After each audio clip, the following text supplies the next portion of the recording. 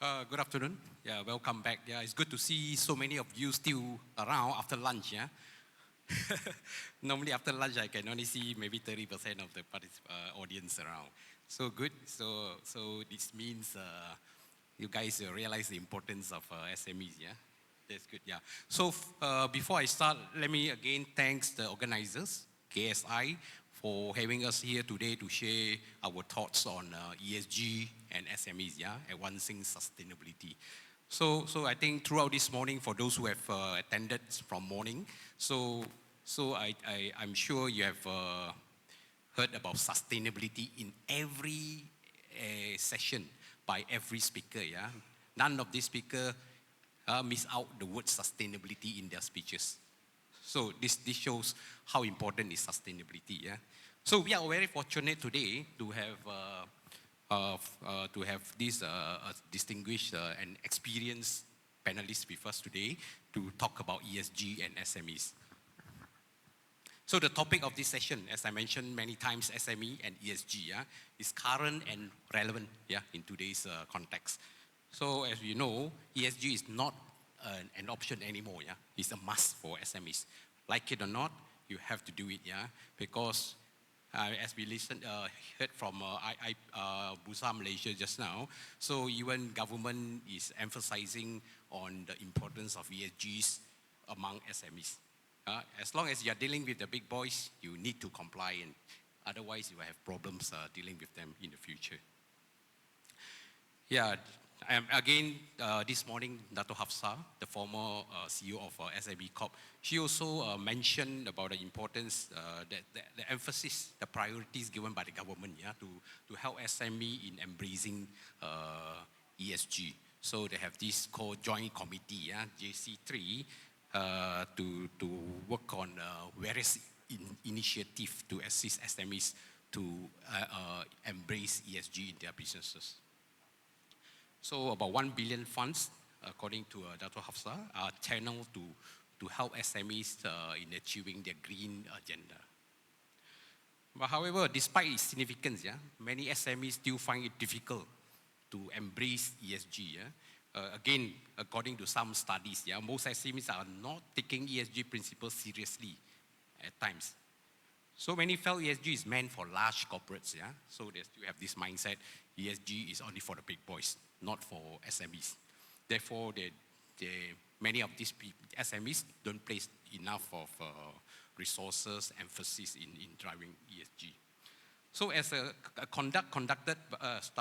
study conducted by Bank Negara and the World Bank found that even Malaysian SMEs who understand the importance of transitions are often unclear on where and how to begin. Right? They don't even have a clue. Many don't have clear clue what ESG is about, and even if they wanted to do it, how to start it. They don't have a good explanation. Yeah. So during this session, I hope the panelists will be able to clarify some of the issues faced by SMEs, and more important is to share some of the practical solution where SME can use to start their ESG journey. So another survey by UN and UN Global Compact Network Malaysia and Brunei and SMEs Corporation highlight that 89% of SMEs adopting greener practices are experiencing average cost savings of 39%. So cost savings, yeah, 39%, with 11% achieving more than 50% cost savings. So this is the benefit of having ESGs in their business, yeah. I think our panelists from Bursa just now mentioned, Malaysia SMEs risk losing 292 billion in revenue due to non-ESG compliance. So I think I don't have to say much. This just to reflect how important is ESG to businesses. So I hope the panelists, and I believe the panelists will address the following 3 broad questions, yeah, during this panel discussion over the next 1 hour. Number 1, what are the challenges SMEs face in embracing ESG? Because panelists are all experts and practitioners. Second question is about why SMEs need to adopt ESG. What are their motivating factors? Why do they have to do ESG? Yeah? And question number 3, if they are ready, how can they start and complete their ESG journey? So hopefully within the next 60 minutes or so, we will find a solution to these three broad questions. Okay, so before further ado, I should introduce the panelists first. Yeah, sorry. Yeah. Let me introduce the panelists now. On my far right is a young professor, Chia. So his profile is very long, but I'm not going to read all. So he's the president of ESG Association of Malaysia. So he's the right person to share with you about challenges faced by their members, yeah, about ESG. So Professor is also a very seasoned entrepreneur with over 3 decades of experience, yeah. He was inducted into PLC Hall of Fame and PCOM's CIO Excellence Award. So he's an experienced person, yeah. So we should tap his brain for more information. On his left is Ms. Pang. Ms. Pang leads KPMG, ESG and Sustainability Advisory Services in Malaysia. So she's again a very experienced professional in ESG. Yeah? She will be able to give good insights on various issues relating to ESG. So she has done quite a bit of job for public listed company, right? Public listed company, yeah, on the ESG. Yep. And on my right, just arrived, Sarah. Sarah is a senior manager in EY, yeah, Ernst & Young Consulting Sdn Bhd, specifically on climate change and sustainability services practice. She has over 10 years experience in Asia Pacific and also Middle East. So she can share with us the differences of ESG practices in Malaysia and in other part of the world.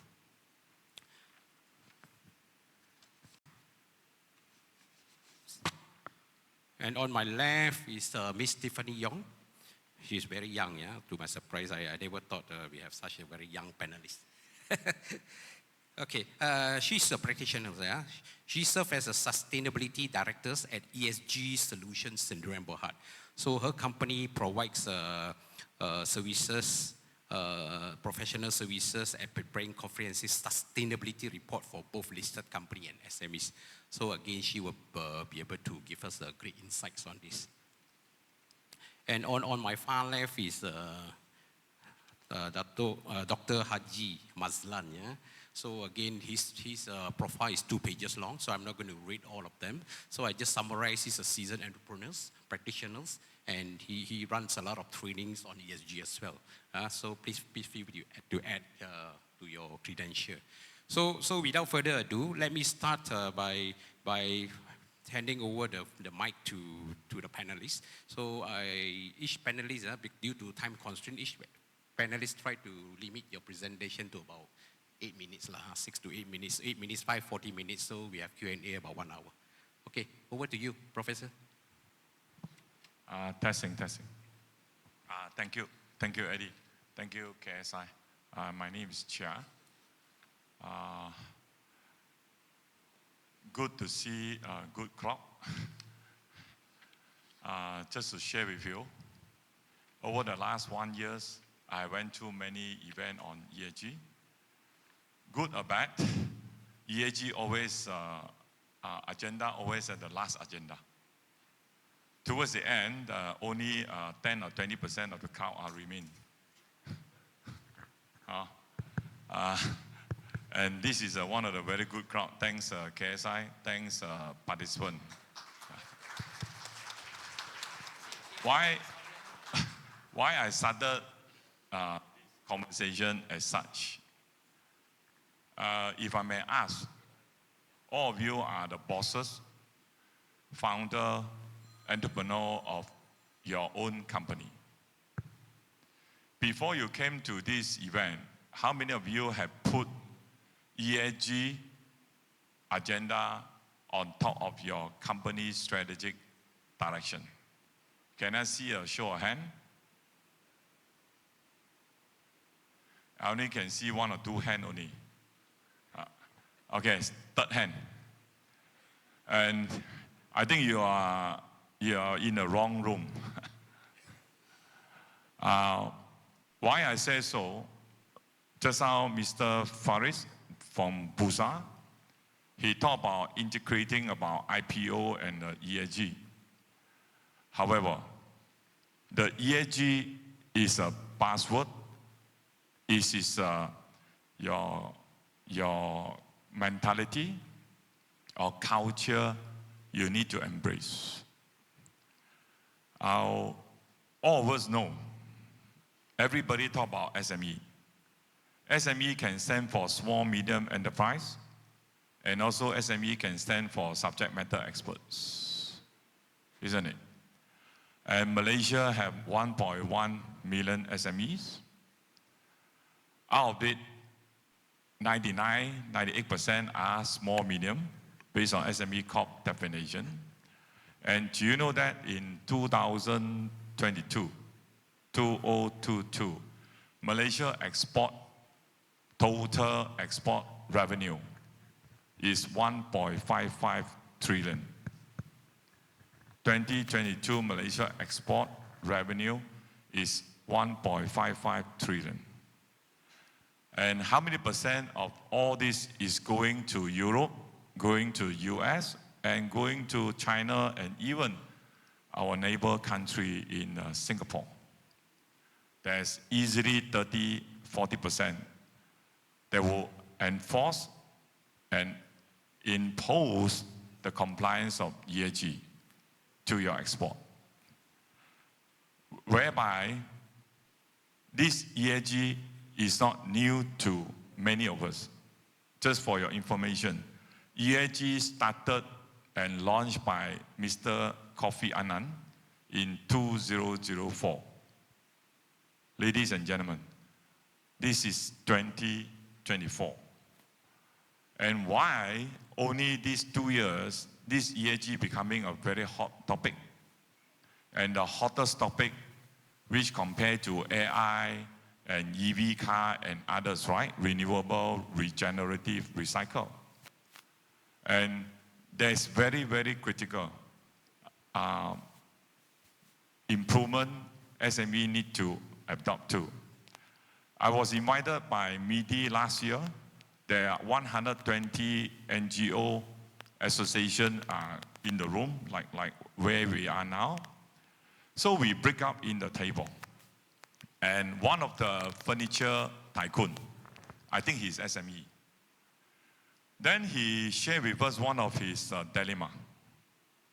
Guys, we are here to discuss about how to work closely with MIDI about ESG compliance. But the problem, who should pay the compliance fees? The buyers or the seller? Or government incentive? Our great moderator, Mr. Eddie mentioned, our SME Corp, Bank Negara mentioned about 2 billion or 20 billion. The numbers are flying over the place. And do you know, this is in 2023. Do you know that the withdrawal approval for the green financing last year is only less than 20%? There are there are loans available for SME, and why SME did not or not able to draw down such a loan? So go back to who should pay the bill, the buyer to pay the bill, or the seller to pay the bill, or government to pay. The pandemic, the post-pandemic, the biggest challenge for SME is about survivability. Survivability comes, then only sustainability. Without day-to-day payroll to the staff. For your information, I was from one of the large conglomerates. I was an employee for 30 years. I never experienced SME life, by the way, in my 30 years. But during the pandemic, I decided to call it a day. I came out and started my own company. So from one of the top conglomerates in town, I suddenly become SME. So how to survive during the pandemic? The funding is important, borrow from the bank. Come back to the ESG. So the next question to all of you, if your ESG agenda is not on top of your company's strategic direction, then my next question, how are you going to do next? Do you want to survive or do you want to not survive? So this question is very important. If you think ESG is a buzzword, please continue to think. If you think ESG is not a buzzword, please act now. Act now meaning that we have an esteemed panelists here. Of course, I came from association. This association started in 2022 September. And I said, now we have 200 members already. And the membership is growing. We have a corporate member, we have an individual member. And just for your information, I'm here not to show, it's just to share. Since January 2023 until now, I have went to more than 40 events, 40 speaking as a keynote speaker, as a moderator, as a panelist in the last 1 year plus. You can imagine there are plentiful, many ESG events are being organized, are being coordinated, are being facilitated. So you cannot say you don't know. Act now, please talk to the right people, understand what's the context. Of course, the important, ask your buyer, what are the ESG compliance you need me to comply? That's rule number one. Rule number two, look at your internal processes, which area, what area you need to comply to the ESG. Okay, I will stop here or else I can continue to talk. Okay, pass back to Mr. Eddie. Thank you, Professor Chia, for the insightful sharing. Yeah. So just now, when you started the session, you asked a question: how many of the audience, business owner actually have ESG agenda in front of them? So I only saw 1 or 2 hands up. Yeah. So that means 99% of the SMEs here, at least this room, do not really have a priority on ESG agenda. So can I pose Prof, you a question? How can we convince SMEs to actually adopt ESG practices in their business? Thank you. Frankly speaking, to the many events I went to, there's no way. There's the only way, as Malaysian, usually that what we practice, so long this is a mandatory requirement. Mandatory requirement whether by Bursa, by your buyer, or by SIRIM, or by any of the government agency, or else it will be very challenging to be endorsed. There's no way. Yeah, thanks, Prof. So with this, we move on to the next panelist, Ms. Pang. Over to you. Thank you, Eddie. Thanks, Prof. Good afternoon, everybody. My name is Oi Cheng. I'm the head of sustainability at KPMG, and in my past life, I was an entrepreneur. I had my own micro SME where I ran a sustainability company, a small sustainability company, and therefore I was an SME. I was an SME owner for 13 years. And I do understand the constraints. I do understand the need for survivability. I also see areas where SMEs have an advantage as opposed to the bigger companies, because as SMEs, you're resilient, you're flexible, you're agile. And actually, I need to disagree with Prof and Eddie a little bit. When you say that ESG is not within your agenda, actually it is, because your agenda in running your business is about business survivability, it's about sustainability of your business. The only thing where you have emphasis is with regards to business. But you do take care of costs. You talk about operational cost reduction, you look at efficiency and all. That is already part and parcel of ESG. And this is one of the challenges that SMEs face. What is the understanding of sustainability or ESG? How does that work? And what do you need to think about to work for your company? Now, the bigger challenges in terms of the big picture is, as Prof says, and Eddie has said, and Bursa, the speaker from Bursa has also noted, that there are additional external forces that impacts us because we are so integral to the international supply chain. We supply a lot of products, but we face pressure out of the EU from carbon with regards to cross-border mechanism adjustment, CBAM, with regards to products where there's a tax that's going to be applied in terms of the products that we export to Europe. We also face human rights pressure.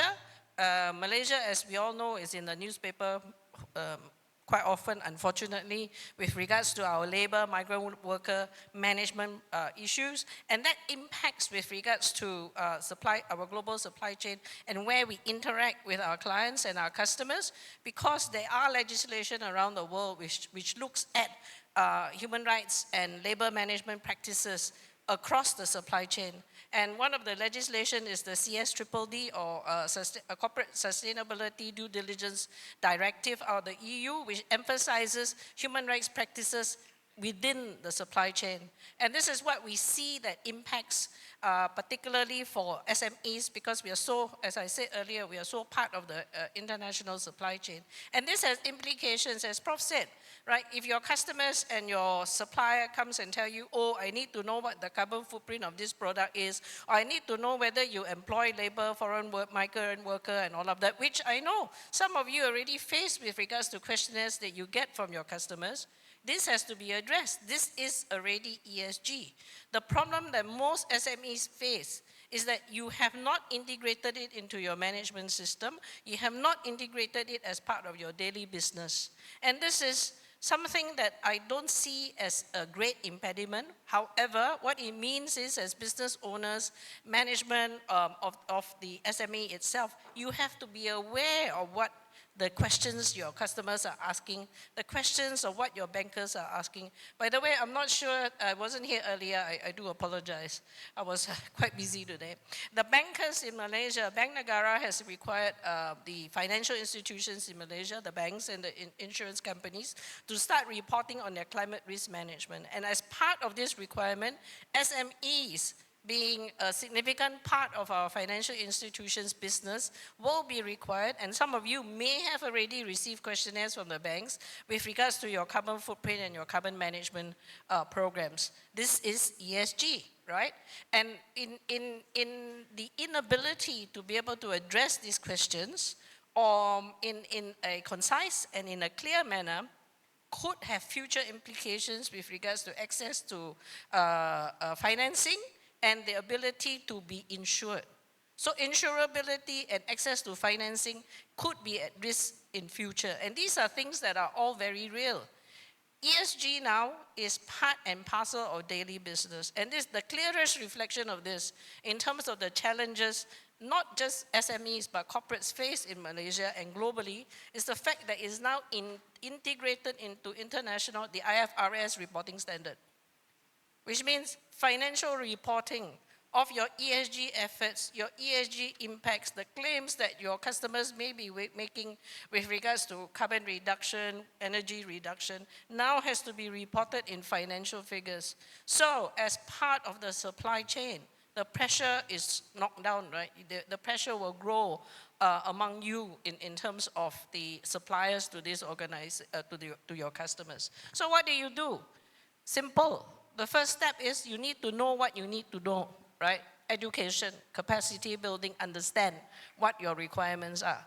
Second part is you also need to know what is important to your business. ESG covers a whole myriad of areas, and not all the areas will be important to you. Some of it may be with regards to climate, some of it may be regards to waste, and then the social aspects with regards to supplier, your own suppliers, where you're getting your products from, your raw materials from, the use of your workers, where are you getting your workers from, how are they being sourced, are they legally obtained, are they not legally obtained, right? Malaysia, don't forget, is in the scrutiny of international buyers as well as NGOs. So we run the risk if we don't do the right thing in that sense, right? So you have to understand where your pressure points are, basically know what is material to you.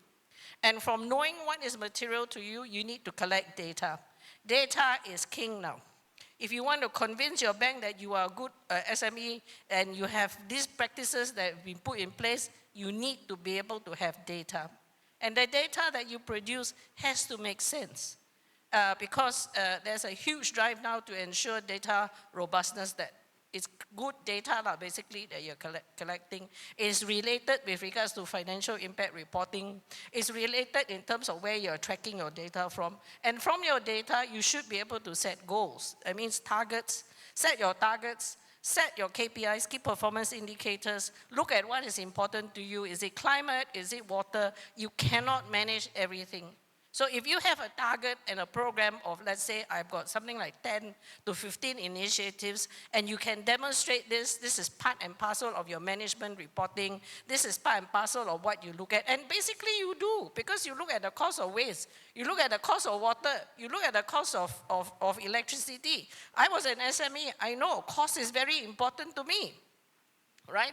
And this is all part and parcel of business sustainability. So if you start on these areas, this is actually a very good step to take, an initial step to take. And as you mature in terms of your management system and integrate it into your daily business, don't think of ESG as, oh, this is an add-on I need to do. It is part and parcel of management now. And you shouldn't treat it separately, because it is part and parcel what you need to think about, right? It's related to cost, it's related to efficiency, it's related to quality, right? So once you do that, then you already have begun your journey and begun the initial steps to be able to demonstrate that you are a good, responsible organization. So with that, I thank you, and I pass back to Eddie. Thanks. Thank you, Ms. Pang. So it's a very clear step-by-step kind of illustration, yeah, for those who wanted to think about ESG practices. I think Ms. Pang has illustrated very clear steps, yeah. But following that, so I have a question on behalf of SMEs, because I'm not involved in ESG, so I don't have to worry about this, yeah. So how to find the funding, yeah? Okay. Yeah. Very fast. Okay, yeah. Funding for ESG compliance. You know, I've been in this business, consulting business, even when I ran my own company for 36 years. Yes, I'm that old. It's always been two issues with regards to Malaysian companies. We are either very compliant, or SMEs always complain that they don't have the funding. But actually, if you look at CBAM requirements, if you look at international rules requirements, and the pressures that are facing SMEs at the present moment, it's no longer a question of funding. How do I fund this? It is a pure fundamental business decision. You comply with the international requirements, or you have no business. Full stop. End of story. We are working with several clients now that are along this pathway. They didn't want to do this 3 years ago. Now, 3 years later, suddenly they're one of the most advanced companies with regards to ESG compliant. Why? Their customer asked them one simple question: what is the carbon footprint of your product? Why should I buy your product? At the end of the day, when you talk about funding, you're not recognizing ESG as a fundamental part of your business, that it has a fundamental impact on the performance of your business and the acceptability of your product. At the end of the day, right? If you understand what the implications are on the survivability of your product, there's the issue of funding doesn't come in. And again, as Bursa has mentioned already, there is plenty of funds available. It's a matter of, if you want to tap these funds, yes, you can, but you need to be able to have the data to demonstrate how you want to achieve your initiatives. Simple, banks also will fund this. If they see an opportunity, they'll tell you, hey, maybe I can go for a sustainability-linked loans. Banks are very, very into this now, because it's part and parcel of their ESG management and carbon reduction risk management program, right? So, but if you have no data, and then you go to a bank and say, hey, I want this funding, I'm putting solar panels, so I'm green, what? I don't know data, what are you going to demonstrate, you know? So the importance of data, I cannot overemphasize the importance of data. So funding, yes, important. You need to have programs that we put in place, but you must recognize that doing this is actually business sustainability as well. Eddie? Okay, good. So I hope you're clear where to find your money. Yeah? You need to set your priority right, and there's a will, there's a mean, yeah? Okay, thank you, Ms. Pang. So next, I would like to invite Sarah to share your insights. Thanks. Okay. Hi, good afternoon, everybody. My name is Sarah. I'm a senior manager from the Ernst & Young Sustainability Practices. And I must commend my fellow panelists for sharing a lot of key insights around, perhaps why SMEs must look at ESG and, what are some of the availability of funds available for SMEs. So I think what I'd like to share really is around what are some of the primary concerns. So we do partner, in EY, we do partner a lot with SMEs, especially around the capability building perspective. We see what is on the ground, what are some of the efforts, and what are some of the enablers that they need to kickstart their sustainability journey. And a lot of it, they ask a simple question, yes, cost. What is that is one of the key concerns, cost, and how do I get my people to be upskilled, and because they wear multiple hats in an organization in SMEs.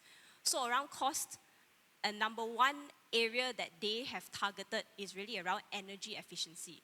So when we work with our clients, we advise them on potentially what are some of their energy efficiency areas around their operations that they can save. And from on the ground, I've heard some of my clients say, oh, after implementing some of these strategies, I actually can save about 1 million ringgit in terms of my electricity.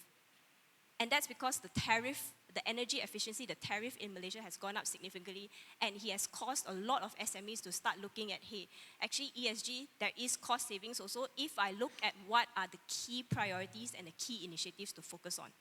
So that's one really important thing. There are cost savings. We need to understand what is available and what can you implement in your organization.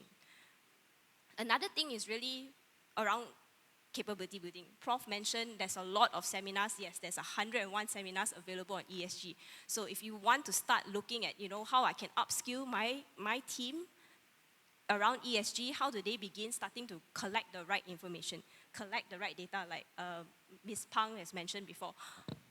You can start by sending your team to go to some of these seminars where they can build some of the key concepts. So we hear that some of the key areas around material matters, understanding what is material to your organization. That's the first step. Making sure that your team knows what is material, how do I measure it, what's the data that's collected. These are some of the basic information that your team will be able to build for some of these seminars that you are attending today. Secondly, is also around reporting. We cannot emphasize enough why reporting is going to be a very big area for SMEs and one of the key struggles for SMEs. We know that data is available, but it may be in different segregated channels. It may be in the Excel spreadsheet, it may be in some receipt somewhere.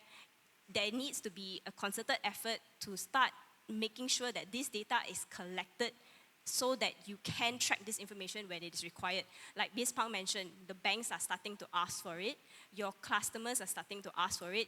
You need to dedicate some resources to look at managing some of these data sets. You have some of this data, you just need to be able to manage it.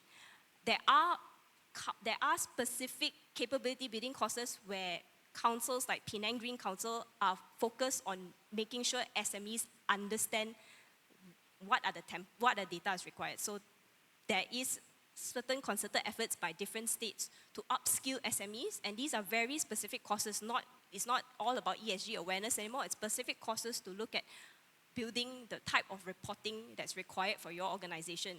Even as you start understanding what are some of the Bursa sustainability requirements, reporting requirements, CBAM requirements, CSDD, some of the IFRS requirements as well.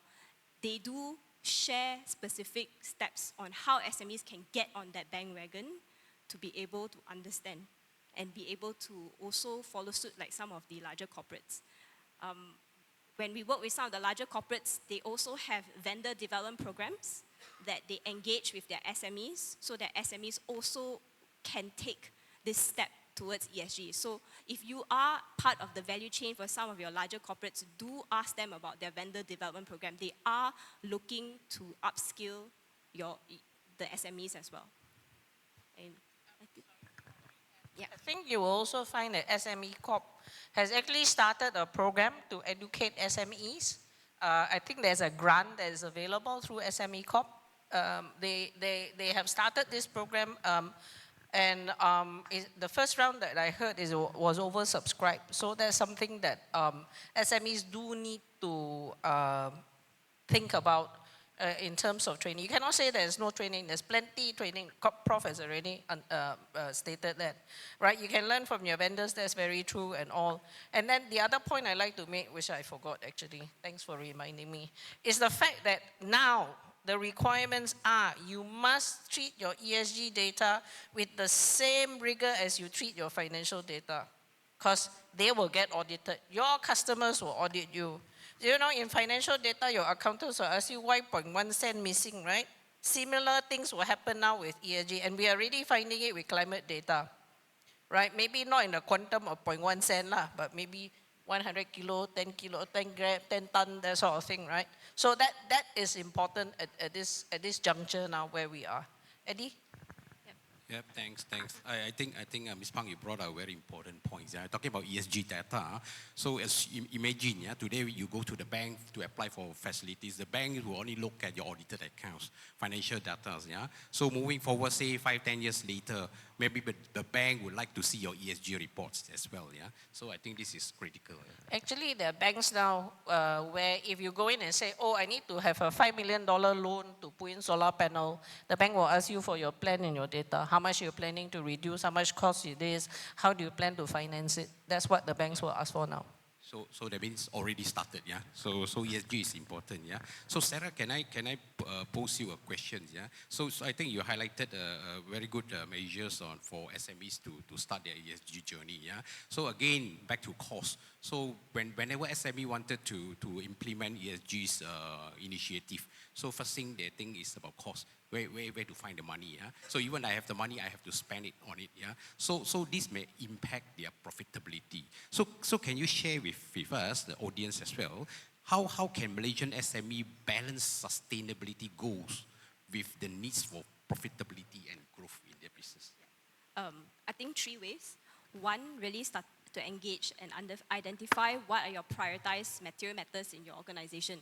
It may be cost management. So identify what is low cost or no cost. So as mentioned a couple of times in this panel already, there are a lot of push from banks to loan, to give very attractive and very low margin loans to SMEs. They want to do that. It is a requirement, it is a push, that's something that Bank Negara is tracking. So they want to be able to give you this loan. It's something that they have also put in their KPIs with our clients that we work with the financial institutions. They have put it in their own KPIs to give out such incentives to their SME customers. So they want to do it, they just need to be able to understand what is your plan for sustainability. That is one of the key elements. What's your plan to transition? What is your plan to reduce emissions, reduce wastage, reduce water consumption, reduce electricity consumption? If you can prove things like that, your bankers will want to give you. So look at low cost or no cost initiatives. Very easily, energy efficiency. A lot of my clients have looked at implementing solar power. And solar power alone, especially for manufacturing companies, has a huge impact already on your cost. So, and then the third thing is to look at how you manage your data, because data, can't stress enough, I think by all my fellow panelists, it is very important for you to be able to make sure that you have the right data in place. Yep, thank you, Sarah. So we move on to the next panelist. Tiffany, over to you. Thank you. Hello. Good afternoon, everyone. I'm Tiffany Yong from ESG Solutions in Berhad, and our company is basically consultancy services providing to SMEs and public sector company in preparation this kind of ESG disclosure, mobilities, and preparations of the sustainability statements. So I think that the previous 3 panelists already covering up steps and progress, what will be preparations on the ESG disclosure. So I will not further articulate. I think there's sufficient information to be shared. So perhaps I will share some of the challenges faced by the SMEs within all amongst our stakeholders and inquiries and prospects. So what the SMEs face those challenges is they have no how they have no ideas what will be implementations of SME, the ESG strategies among themselves.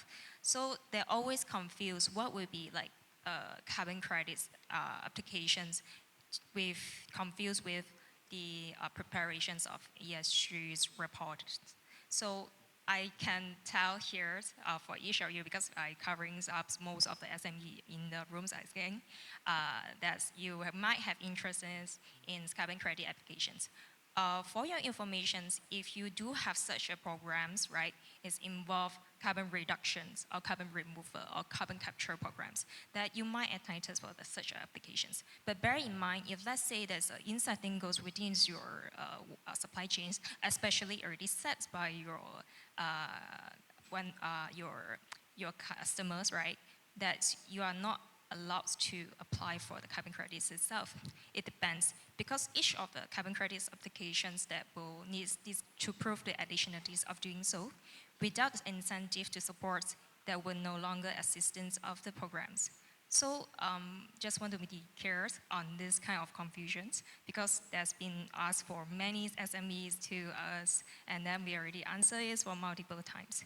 So for preparations of the ESG disclosures, right now I'm for the articles on the step 1. Perhaps you need to engage with your stakeholders first.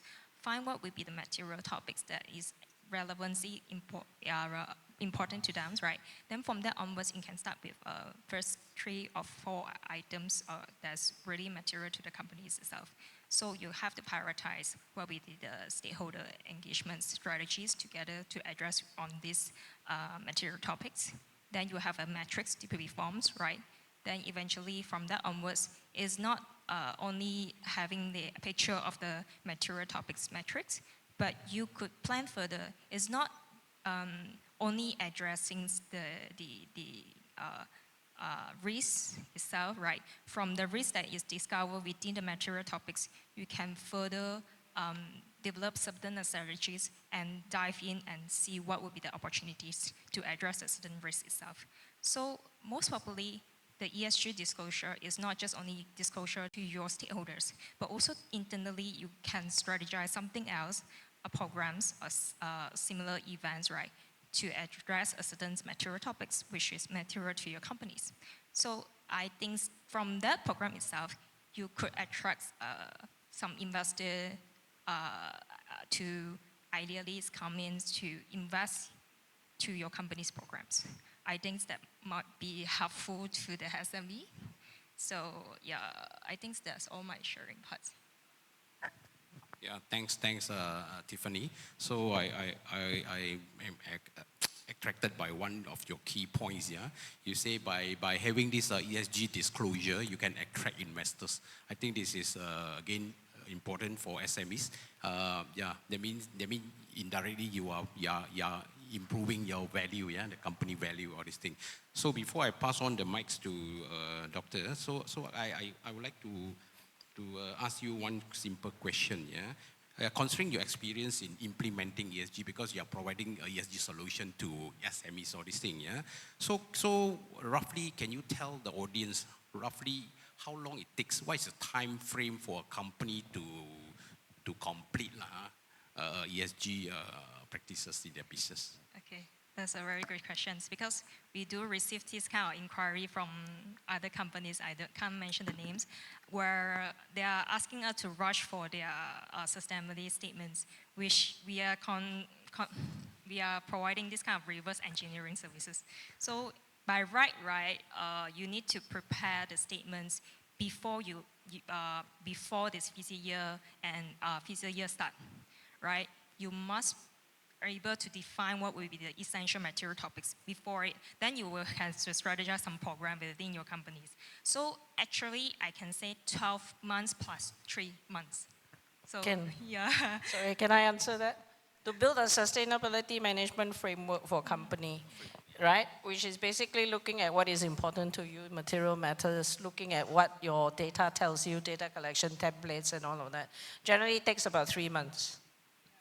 Reporting is the outcome of the sustainability management framework. The ESG journey doesn't stop. So data collection, renewal, looking at targets, looking at programs, looking at roles and responsibility, looking at ensuring that whatever that you have built, like you do with your production process, your operational process, your energy reduction processes, you know, they're all built into the program. It's an ongoing process. To fully mature as an organization that basically says, people know what they're doing in terms of reporting. They know what they need to do, how they self-monitor to ensure that it is implemented appropriately, that they catch themselves, you know, where there are errors being made and all. It takes about 3 years. 3 years. 3 years. Okay, yeah, that's long time, yeah, 3 years, yeah. So framework about 3 months, yeah. Framework is about 3 4 months, yeah. Yeah, 3 4 months to start with the framework, then you have to implement the initiative, yeah. So all in about 2 to 3 years, I would say, yeah. Depends how complex. Which is why the best approach is to actually build it into your management system. Don't treat it separate, yeah. So paper exercise very fast. Oh, But you want to actually walk the talk, it takes a lot longer because then your team and your employees have to really practice what they preach. All the processes have to be implemented. They have to do it regularly. It's not just end of the year, 3 months before you're reporting, rush to collect all the data. Yeah. It shouldn't be in that manner. okay. Yeah, definitely, because 12 months is a data collection period. So before the data collections, you must have a predefined frameworks for you to guide your internal teams to how to collect the data, what should be reported, how to save it, how to secure in a proper manner. Actually, Eddie, many years ago, I used to work with companies implementing, SMEs implementing ISO 14000. And for those companies with ISO 14000 certification, you can use it actually to integrate. You know, you talk about IMS, right? Integrated management system, you got 9000, 14000, OSHA's integrated into it. You can use that framework as your sustainability management framework and integrate the ESG matters into it. Particular areas of improvement in ISO 14000 and integrated management system is with regards to the social. Because by right, your 14000 system should already include climate, should include energy efficiency, waste and water and all of that in. So if you've got 14000, you will actually spend less time because your people are already used to running certification systems. The only areas for improvement is with regards to the HR side, the social side, and the human rights side. Yeah. Okay, thanks. One last burning question. I think I see many SMEs' eyes are opening very big. Yeah, so they want to know how much is the fee. Can discuss after after. What is the ballpark figure roughly? Is it 10,000, 50,000? You want to talk about SME price when I used to do as SME, or you want to talk as KPMG, EY? Or Yeah, KPMG, EY will be different level. So, yeah. Perhaps we can customize a very affordable package to KSI referral. Okay, so no answers lah, I mean, so I don't see any figures. So it's X lah, it's negotiable, yeah? So, okay. Negotiable. So, okay, without further ado, let us invite Dr. Haji Mazlan to share his, you have slides, right? Are you going to use your slide? Yeah, okay. So, Doctor will be showcase a case study as well, yeah? Okay, please, over to you. Assalamualaikum and very good afternoon. I have to change my position so that it's easier for me to speak. Just now we are talking about the price in order to implement ESG framework in our organization. Let me be honest with all of you, because all of you are my dear partner, strategic partner. So we are more than happy in our group. We are more than happy to impart our knowledge and experience on how to implement not only framework but execute all the initiative of ESG in our organization. We will give all of you compliment. Nobody clap hand. Yeah. Okay. For this contact this afternoon, initially I thought I want to share what we have, our smart partnership with all the public university, private university, about what we meant by ESG framework.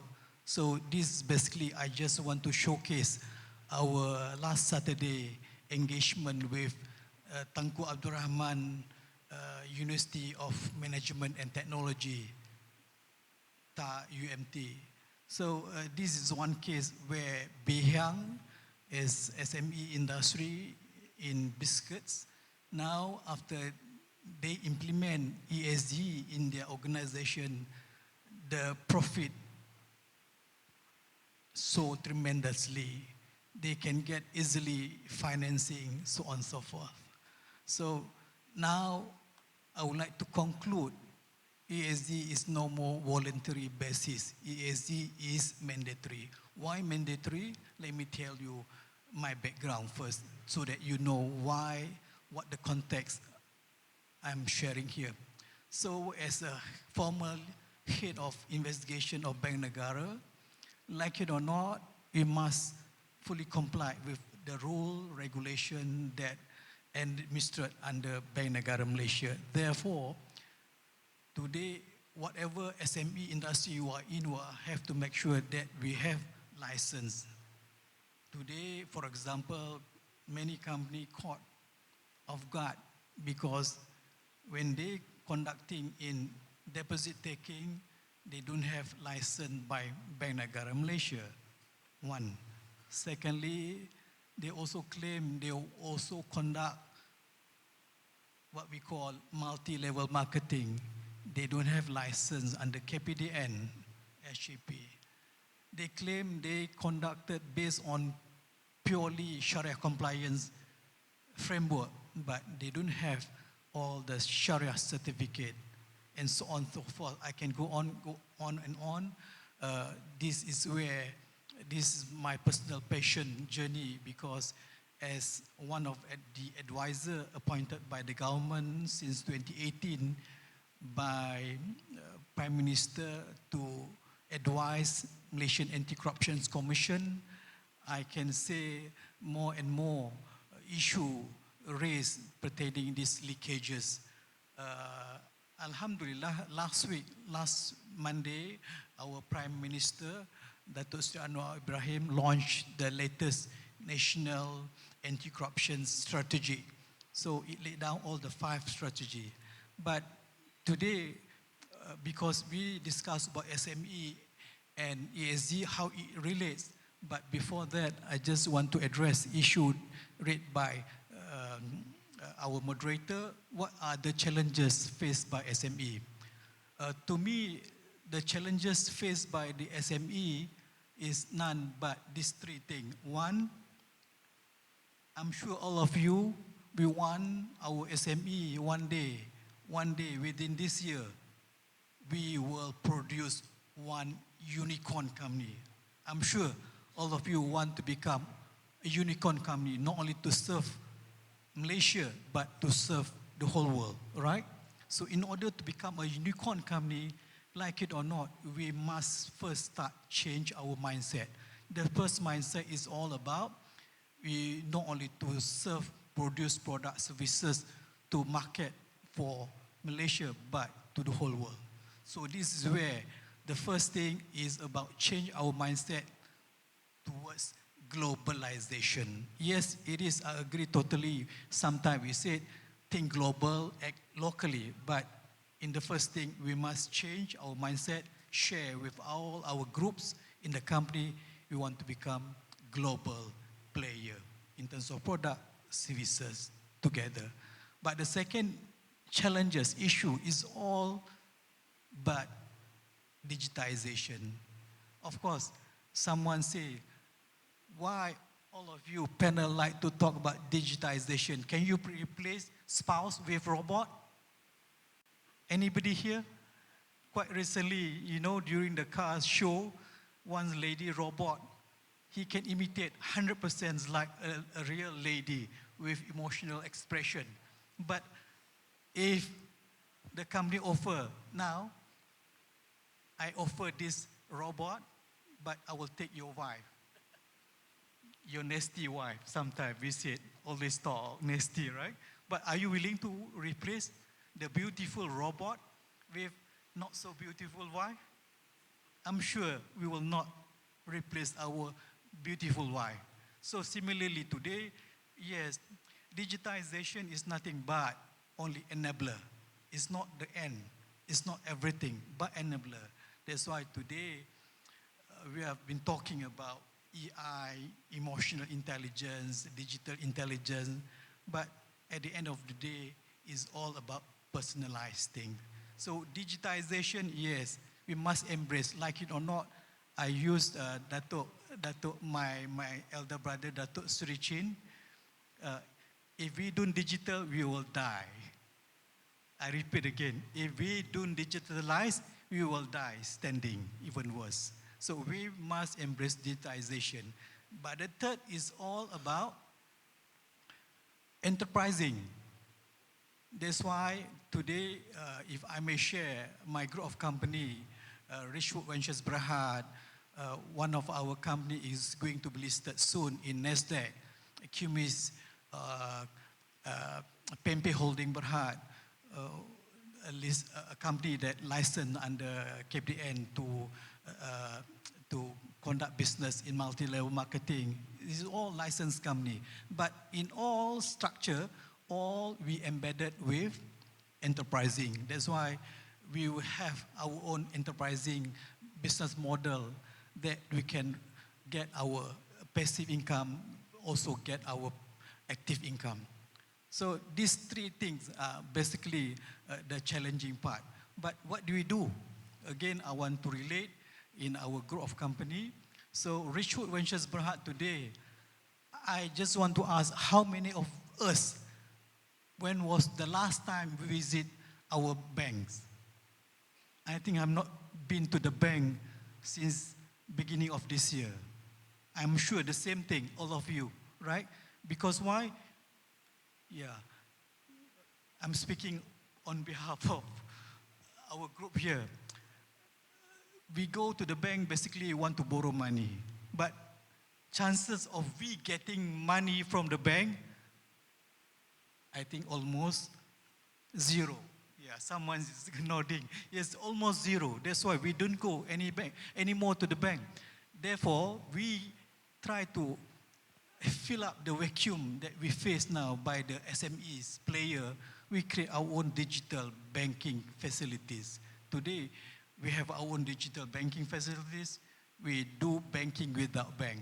So we are going to launch our own product where all of you please come to our company if you need any financial facility, because we have our own money lending license. Therefore, we work together with Tencent, develop, co-develop. So we will deploy our money lending license to help the industry, individual, also in institution, to settle issue about funding and finance. Having said funding and finance, I want to share here. Actually, we do not short of funding. Why I say this? Just now, Jessica has mentioned, we were together in Bank Negara. So billions of dollars funding available for us to use. That from banking side. And today, the best part, even in Bank Negara, we have been talking about not only commercial banking. A lot of people miss this part. We have even bigger opportunity for social financing. Yes, ladies and gentlemen, today actually, as I'm speaking now on the stage, we even have bigger opportunity for social financing. Anybody have that experience before? Yes, let me tell you. Prime Minister already announced a few months ago under the Wakaf. Wakaf is social, Islamic social financing, billions of dollars. Bank Negara also announced for social financing, billions of dollars. Now, let me share with you.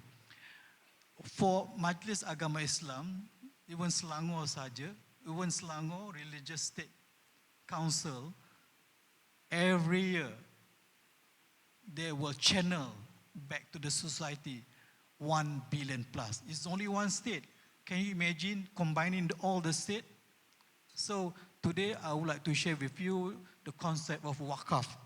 In fact, we have been doing, we have been exercising, we have been executing the Wakaf model in our ecosystem.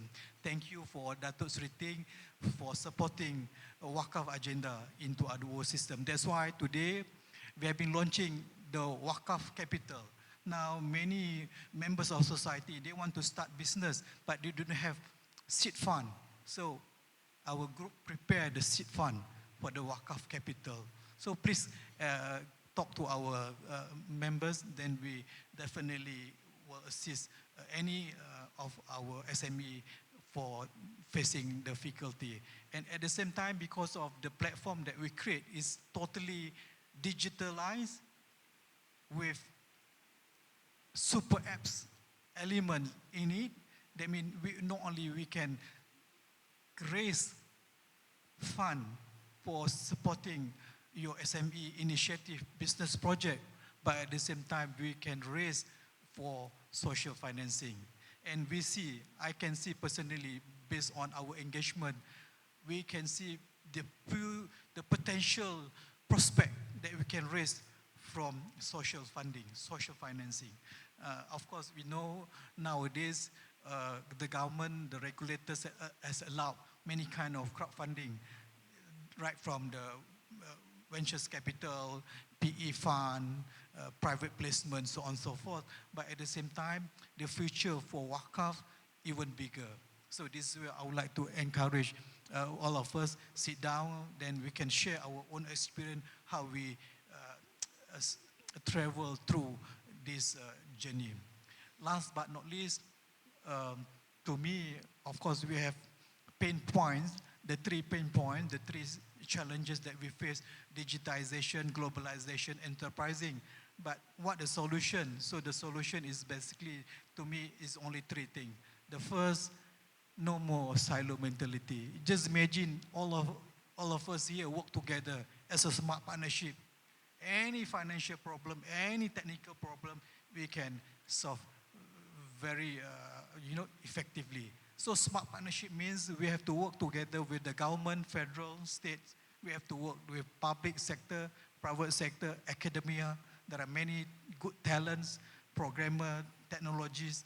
And then, of course, we have to work with the society. So this is where I just want to take this opportunity. We have university for orphanage home society in Malaysia. We have 81 homes with more than 4,000 children, orphan children. So our campus in Terengganu, now this year we are going to set up our own city campus in Jalan Tunku Abdul Razak. So I would like to encourage all of you, for those who don't have, don't have the eligibility to join private university, public university, you can come and join our university. All MQA approved. And this year will be the first batch graduate with PhD. And our PhD, the lowest on earth, only is 16,000 for PhD. That is the first. Secondly, we have to know how to monetize. I'm so sorry, I must express my feeling when I hear, oh, we don't have funding from the government don't support our project, we don't have access with the banking. Let me tell you, no one can give money, even the government, if we don't initiate ourselves. So this is where I will share with you, come to us, we will let you know what is the formula, how to monetize. My expertise on financial engineering. So, dear ladies and gentlemen, monetization is our cup of tea. We are more than happy if we have different sessions to share how to monetize. Last but not least, today we always mention that we have no expertise, we don't have resources. But let me tell you, captive for the bankers, insurance, they know. Captive is a concept. Always look inward. Look at what you have within your circle. We have many beautiful, handsome, great, all the talents. So make use the talent that we have. So basically, what I want to say here is all about leveraging each other. We must capitalize on each other. Therefore, with this smart partnership, we know how to monetize.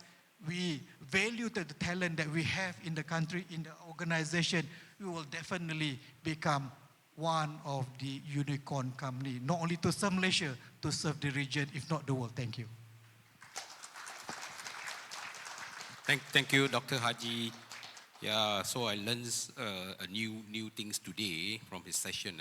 I mean, of course, the other thing as well, particularly wakaf, social financing. So this is something new to me. So I just want to clarify from Doctor, when you say social financing, is it only applicable to social enterprises? It encompasses all industries, not only social, cover both. Today, if we want to become sustainable for our company, we must rebrand our company, not maximization of profit, but to marry both social and commercial together. Trust me, a lot of time we see people buy our product not because they like our product, just because they like our philosophy. Our philosophy, 10% of our profit, we will contribute back to the ESG, contribute back to the society. Today, why the falling tree? Because we don't do enough ESG. Therefore, let's work together so that after this, we don't want to happen second, the third, the fourth falling tree because of our neglect. But the second tree dah happen kan, Tuan Haji?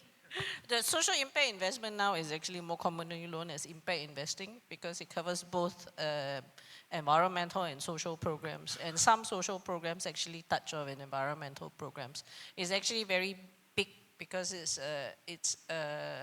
there's a huge source of fund available for SMEs actually. But they work more like VCs, venture capital, but on an ESG perspective. So if you structure your plan and your programs like a VC, meaning what is your objective, how much money you're going to spend, what are the reductions that you aim to have and all, what is the potential outcome, what the KPIs that you structure for VCs, then the attraction to impact investing is actually much higher. All right, thank you. For the interest of time, so can I just open the floor for questions? Any burning questions?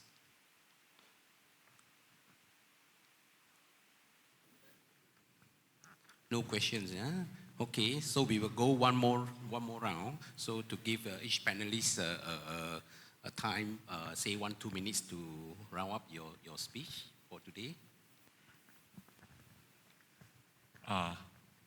Thank you, Mr. Eddie. No question means it's a good sign. All of you understood. After you walk out the room, please make ESG as your top of the agenda. I'm not a fortune teller, but the perfect storm is coming to us, especially yours is export-based oriented business. Please get ready. Number 2, there's a will, power, and determination. If you want to do it, I'm very sure you'll find the ways. The funding available, of course, I share is very tough. However, if your business model is attractive, I'm very sure the investor will come to you, the banker will come to you, and not otherwise. Because over the years, I've been seeing a lot of, currently I'm doing investment and M&A. I've been seeing too many companies but majority of the company, they only have a dream, but they don't know how to bring the dream down to action. And it's time for SME to go out and look for resources. There's a lot of free online courses as well for ESG education. Finally, if your CEO say want to go for ESG, however, your Mr. CEO only say go for ESG. There's no training, there's no education, there's no support from the CEO. When the head of HR say, hey boss, give us the money for the training. Oh no, thank you, you're going to learn yourself. I think that will not work. Okay, Yeah. I think I can go. Yeah, okay. I think at the end of the day, ESG is not new, right? It's talking about sustainability, it's talking about efficiency, operationalization, reduction of waste, because all of this costs money. The thing now is how are you going to structure your programs to demonstrate that you are doing the right thing? For SMEs, I don't think public reporting is that important. Having a framework in which you are able to demonstrate this to your investors, to the banks, I think that's the more important focus. That's the first aspect of it. But the second, the other thing is that, you know what we were talking, as Tuan Haji is saying, collaboration and all. In Europe, when they started off circular economy, they started through SME or associations. And the SME associations was able to bring synergies because SMEs got together and they were able to, you know, afford a really good SME subject matter expert to advise on what they can do in terms of advancement, in terms of improvement, in terms of eco-efficiencies and reductions. And from there, then you will be able to talk to banks and look and explore new economic instruments. You know, SLL, sustainability-linked loans, bonds. All of this is coming in. You know, and investors are also very much focused on getting the right type of impact investors investing in. And you guys are actually well placed if you have the right sort of program to attract the right sort of impact investor to come in. There's a huge network of impact investors in Asia called AVPN. And from there, they're always looking for SMEs, worthwhile enterprises to invest in. But in this case, the investment has to come from a social, an environmental, and then lastly, an economic perspective. And from there, when you talk to an impact investor, their bottom line is not how much return you can give me, how much you can pay back my loan or pay back my investment in you. When can I see my ROI? Is it less than 3 years or not? When you talk to an impact investor, they realize that if a company takes care of its bottom line, takes care of its environmental performance, and takes care of its social responsibilities with good governance, ROI will be much lower. So that gives you the breathing space to build and mature and develop as an organization. So don't be so caught up with banks, right? But at the end of the day, your data is important to be able to demonstrate something. Sarah? 3 things from me. 1, be in the know. Know what is happening to your organization, what are maybe potential regulations that are going to impact you. Secondly, start with low cost, no cost. Energy efficiency is one key area to look at. You see returns quite significantly. Number 3, also engage with your stakeholders. You need to know what your stakeholders are looking for, what they want, what you need to provide, and prioritize on those key areas. So ESG is not foreign. It is not something that is a whole big bubble that is hard to crack. Start with the low-hanging fruit, start with the foundation first, and slowly build your way and see where it can synergize with your organization. So probably I will wrap up with an initiative by the government, MIDAS. In 24th April this year, they already launched a DIF for ESG adoption funds. It's up to a reimbursement values of 500,000 ringgit Malaysia per companies per submissions, and with a fee of applications of 3,000, whereas covering what will be the services is like 90% of what we are offering to the markets. It's covering the ESG disclosures reporting schemes, as well as the carbon trackings, data collections, and whatever systems or platform subscriptions for the first year on the ESG adoptions as well, and certifications for validations, verifications costs are related to the ESG adoptions. So if you guys is SMEs or mid-tier companies, the sales revenues below 500 million, you are entitled to apply for it. But bear in mind, the matching ratio depends. It could be 50-50 or 70-30. So we can do a pre-assessment together, right? For those who are keen to know more, can feel free to contact us, and we are happy to support. Yeah, thank you. the company that we are going to be listed, one of the requirements recently posed by US SEC is they want to see the disclosure of our ESG. So luckily that we have all in place, then can you imagine we don't have ESG in our group? This is the first. The second, we reflect what happened in Malaysia. Yes, mandatory by Bank Negara, by SC, by Bursa, by all law enforcement, including yesterday I got a chance to have a session with SSM, also required ESG. Last but not least, I remember Sun Tzu Pingfa, Sun Tzu, the art of war. Know your enemies, know yourself, know your enemies, 1,000 battles, 1,000 victory. Pai Chan, Pai Sen. So we must know our enemies, then we can easily win the war.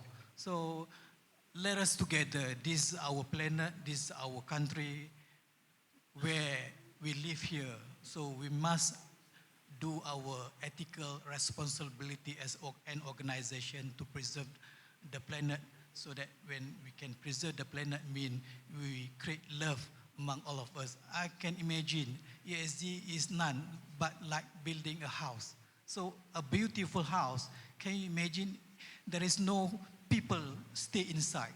So a father, mother, sisters, daughter, son, this is all about S. G, yes, can we go out through the window? Cannot, we must use the door. We cannot simply throw our things on our bed. We must go to our bathroom to do our business. So all procedure nicely placed. Therefore, we must respect governance. Social, we must respect our people. E, of course, can you imagine if all the trees start falling on top of our roof? So it makes a hell of our life. Therefore, today, in order to build a happy house, we must start with our ESG.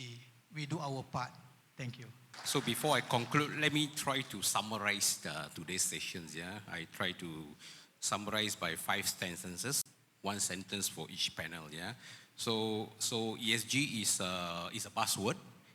Is no longer an option. Yeah, it's very critical for SMEs, for businesses, including SMEs. Yeah, so yeah, funding is challenging, is important, but it should not be the stumbling block for SMEs to embrace ESG. If there is a need, there is a will, there is a mean. Yeah, so SMEs must place adequate priority on ESG's practices to find the funding. And ESG data is as important as financial data. So eventually, or even already started, banks are looking at ESG data of companies when they approach banks for financing. Yeah. So no play. Yeah. So ESG is real thing. Yeah. And there are so many benefits of implementing ESG practices in business. So one of which is ability to attract impact investors. I think this is very important. Yeah. So which means by implementing ESG, you can actually enhance the company value and also attract investors into your company. Yeah. And lastly, not least, so there are various other options to fund your ESG's journey. Yeah. So besides the government, what you call it, incentive, there are wakaf, impact financing, and banks talking about responsible financing. So are various other options to choose from. Yeah. So with this, I would like to conclude today's session. And again, thank you so much to the esteemed panelists for sharing. Thank you, the audience as well.